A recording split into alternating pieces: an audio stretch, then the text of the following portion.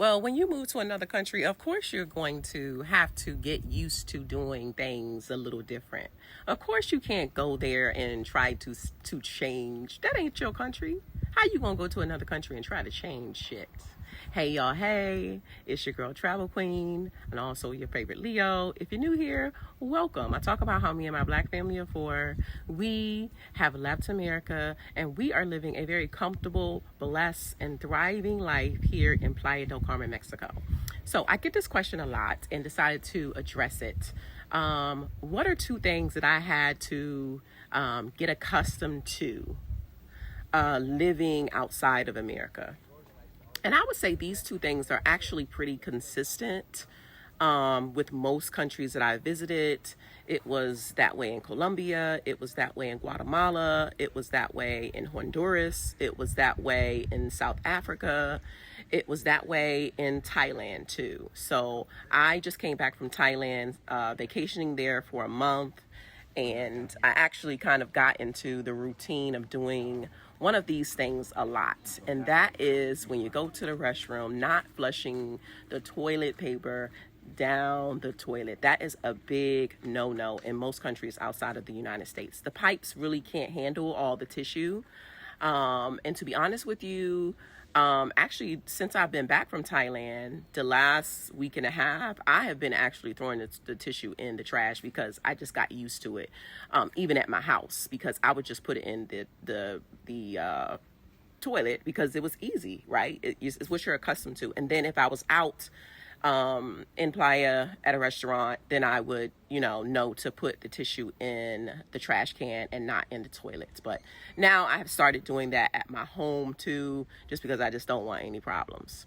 Number two, in America, we are accustomed to, in the summer months, keeping our AC running all summer nonstop, right? When I was living in the United States, my electric bill used to be $450, $500 a month for a family of four.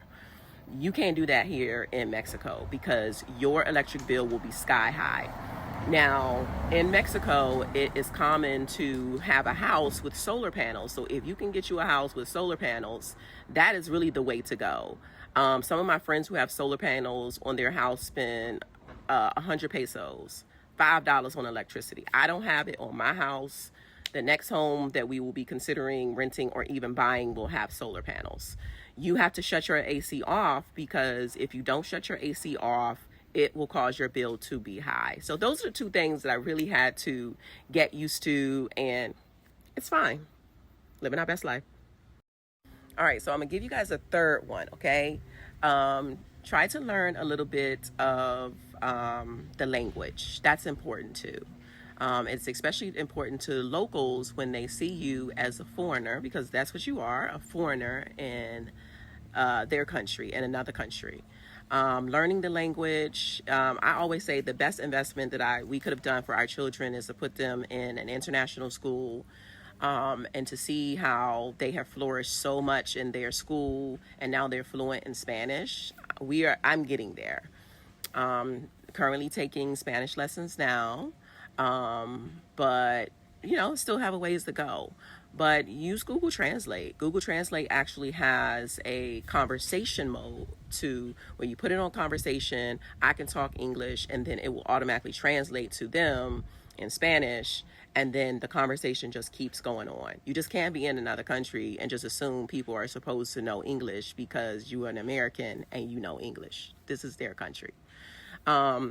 Even when I was in Thailand, most people did speak English, but some people did not. So again, in Google Translate, you can go in and change your language to match whatever country that you are visiting. So that's my third tip. I'll come back and give you guys some other kind of tips of how to make it living abroad. I will say another thing too here in Mexico, as long as you got a couple dollars to have, and you find someone, partner with someone that knows somebody that knows somebody, you can get almost anything done. Like almost anything. If you need help, at a government building, you can oftentimes hire someone to help you for a couple hours because that is intimidating. When you go into a government building and you need to get stuff done, your driver's license, register your car, and you don't know the language, and all those people speak Spanish, like, they're not the problem. You're the problem. So you got to find out a solution. So that's an option. I have an assistant that if I need to do something, you know, I pay her for 1 or 2 hours. But, you know, the goal is to learn Spanish for myself. So yeah, hope you guys have enjoyed my TED Talk for today on tips to living abroad successfully, specifically in Mexico.